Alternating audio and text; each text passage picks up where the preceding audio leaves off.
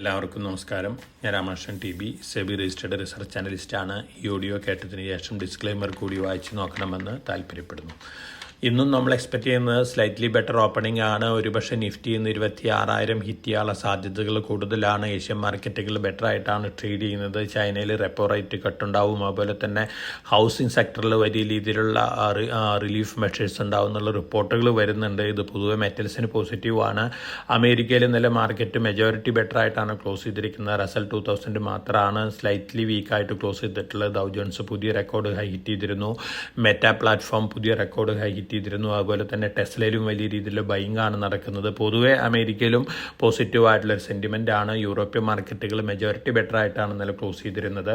ഇന്നലെ നിഫ്റ്റിയും സെൻസസും പുതിയ record high hit ചെയ്ത് റെക്കോർഡ് ക്ലോസിംഗ് ആണ്. ഇന്നും നമ്മൾ പുതിയ റെക്കോർഡ് ഹൈ തന്നെയാണ് നിഫ്റ്റിക്കും സെൻസസിനും എക്സ്പെക്റ്റ് ചെയ്യുന്നത്.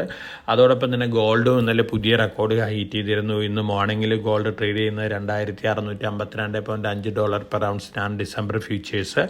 ഒപ്പം സിൽവർ, അതുപോലെ തന്നെ കോപ്പർ, അലുമിനിയം, സിങ്ക് എല്ലാ കമ്മോഡിറ്റികളും ഇന്നലെ ബെറ്റർ ആയിട്ടാണ് ക്ലോസ് ചെയ്തിരുന്നത്. ഇന്ന് മോർണിംഗിലും ബെറ്റർ ആയിട്ട് തന്നെയാണ് ട്രേഡ് ചെയ്യുന്നത്.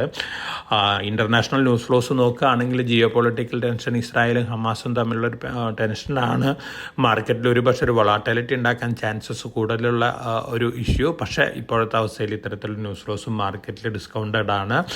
ഒപ്പം നമ്മൾ ഡൊമസ്റ്റിക് ആയിട്ട് വന്നുകൊണ്ടിരിക്കുന്ന ന്യൂസ് ഫ്ലോസ് എല്ലാം തന്നെ പോസിറ്റീവാണ്. റിയൽ എസ്റ്റേറ്റ് രംഗത്ത് വലിയ രീതിയിലുള്ള വർക്കേഴ്സ് അഡീഷനാണ് പ്രമുഖ കമ്പനികൾ നടത്തിക്കൊണ്ടിരിക്കുന്ന. DLF, പ്രസ്റ്റീജ്, ലോദ ഇവരെല്ലാവരും തന്നെ വലിയ രീതിയിലുള്ള വർക്കേഴ്സ് അഡീഷനാണ് നടത്തിക്കൊണ്ടിരിക്കുന്നത്. ഹ്യൂജ് ഓർഡേഴ്സാണ് ഈ കമ്പനികൾക്കുള്ളത്. റിയൽ എസ്റ്റേറ്റിനെ സംബന്ധിച്ച് പോസിറ്റീവാണ്. ഇത് പൊതുവെ ഇന്ത്യൻ എക്കണോമിക്കും ഇൻഫ്രാസ്ട്രക്ചറിനും പോസിറ്റീവാണ്. Punjab National Bank QIP price fix ചെയ്തിട്ടുണ്ട്. 109.16 രൂപ പെർ ഷെയറാണ്. 7,500 കോടി രൂപയാണ് റേസ് ചെയ്യാൻ പോകുന്നത്. റിലയൻസ് പവർ പ്രെഫറൻഷ്യൽ അലോട്ട്മെൻറ്റ് നടത്തുകയാണ്. റിലയൻസ് ഇൻഫ്രയാണ് 600 കോടി രൂപ സബ്സ്ക്രൈബ് ചെയ്യാൻ പോകുന്നത്. ടോട്ടൽ റേസ് ചെയ്യാൻ പോകുന്ന 1,525 കോടിയാണ്. റിലയൻസ് പവറിനെ സംബന്ധിച്ചും റിലയൻസ് ഇൻഫ്രനെ സംബന്ധിച്ചും പോസിറ്റീവായിട്ടുള്ള ന്യൂസാണ്. ഫെഡറൽ ബാങ്കിൽ KVS മണിയൻ പഴയ കോട്ടക് ബാങ്കിൻ്റെ എക്സിക്യൂട്ടീവാണ്. അദ്ദേഹം CEO ആയിട്ട് ചാർജ് എടുത്തിട്ടുണ്ട്. ഫെഡറൽ ബാങ്കിനെ സംബന്ധിച്ച് പോസിറ്റീവാണ്. ഇന്ന് 3 IPOs ലിസ്റ്റിംഗ് ഉണ്ട്. നോർത്തേൺ ആർക്ക്, അതുപോലെ തന്നെ ആർക്കേഡ് ഡെവലപ്പേഴ്സ്, വെസ്റ്റേൺ കാരിയേഴ്സ്. ഇതിൽ ആദ്യത്തെ 2 IPOs നമ്മൾ സജസ്റ്റ് ചെയ്തിരുന്ന IPOs ആണ്. ലിസ്റ്റിംഗ് ഗെയിനോട് കൂടിയിട്ട് ട്രേഡിംഗ് സ്റ്റാർട്ട് ചെയ്യാനാണ് സാധ്യതകൾ കൂടുതൽ. ടാറ്റ പവർ 20 വർഷത്തേക്കുള്ളൊരു പാറ്റൻ്റ് ഒരു പ്രൊഡക്റ്റ് നേടിയിരിക്കുന്നുണ്ട്. സെൽഫ് ജനറേറ്റിംഗ് ട്രാൻസ്ഫോമർ ബ്രീത്തർ എന്ന് പറയുന്ന ഒരു പ്രൊഡക്റ്റാണ്. ഇത് ട്രാൻസ്ഫോമേഴ്സിനെ മോയ്സ്ചറിൽ നിന്ന് പ്രൊട്ടക്റ്റ് ചെയ്യുന്ന ഒരു പ്രൊഡക്റ്റാണ്. മോയ്സ്ചർ പ്രൊട്ടക്ഷൻ വരുമ്പോൾ തീർച്ചയായിട്ടും മെയിൻ്റനൻസ് കുറവും അതുപോലെ തന്നെ ലോങ് ലൈഫും ഉണ്ടാവും. ടാറ്റ പവറിനെ സംബന്ധിച്ച് പോസിറ്റീവാണ്. ധാരാളം പോസിറ്റീവ് ന്യൂസ് ഫ്ലോസ് ഉള്ള ഒരു കമ്പനി കൂടിയാണ് ടാറ്റ പവർ. NBCC 1,261 കോടി രൂപയുടെ ഓർഡർ കിട്ടിയിട്ടുണ്ട്. എയിംസ് ഹോസ്പിറ്റൽ ബീഹാർ നിർമ്മിക്കാനാണ്. NBCCക്കും ധാരാളം പോസിറ്റീവ് ന്യൂസ് ഫ്ലോസ് ഉള്ളൊരു കമ്പനിയാണ്. അതുകൊണ്ട് തന്നെ NBCC ഒരു പോസിറ്റീവ് റിയാക്ഷൻ കാണിക്കാനുള്ള ചാൻസ് കൂടുതലാണ്. ഗവൺമെൻറ് 25,000 കോടി രൂപ വരെ മാരിടൈം ഫണ്ട് ഫോം ചെയ്തിട്ടുണ്ട്.